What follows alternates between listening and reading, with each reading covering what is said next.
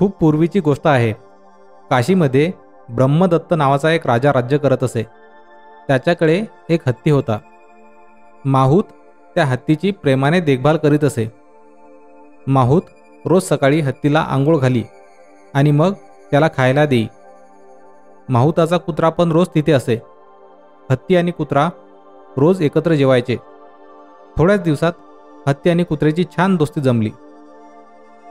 हत्ती नेहमी कुत्र्याची वाट पाहायचा. कुत्रा आला नाही तर हत्ती काही खायचा नाही. कुत्रा पण हत्तीशी खूप खेळायचा. त्याच्या सोंडेवर चढून झोके घ्यायचा. एक दिवस माहुताला पैशाची फार गरज होती, म्हणून त्यानं आपला कुत्रा विकून टाकला.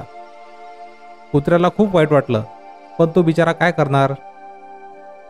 मुकाट्याने आपल्या नवी घरी निघून गेला. आपला मित्र दिसत नाही म्हणून हत्तीला फार उदास वाटू लागले. त्याने खाणं पिणं सोडून दिलं. आंघोळीलाही जाईना. दिवसभर नुसतं बसून राहू लागला. हत्ती काही खात पीत नसल्याची बातमी राजापर्यंत पोहोचली. राजाने हत्तीची विचारपूस करायला आपल्या एका मंत्र्याला पाठवले. हत्तीजवळ जाऊन मंत्र्याने त्याची तपासणी केली. हत्तीला काहीच आजार नव्हता. मंत्र्याने विचार केला की याला नक्कीच कसली तरी काळजी लागली असणार. मंत्र्याने आसपासच्या लोकांकडेही चौकशी केली. लोकांनी सांगितलं की कुत्रा निघून गेल्यापासून त्या दुःखानेच हत्ती उदास आहे. कुत्रा गेला त्या दिवसापासून त्याने खाणेपिणे सोडले.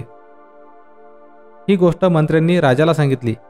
राजाने लगेच ढोल वाजून दवंडी पिटवली की ज्याच्याकडे माहुताचा कुत्रा असेल त्याने त्याला लगेच सोडून द्यावं. ज्याने माहुताकडून कुत्रा विकत घेतला होता त्याने पण ही दवंडी ऐकली. मग काय, राजाची आज्ञा ऐकल्याबरोबर त्याने कुत्र्याला बांधलेली दोरी कापून टाकली.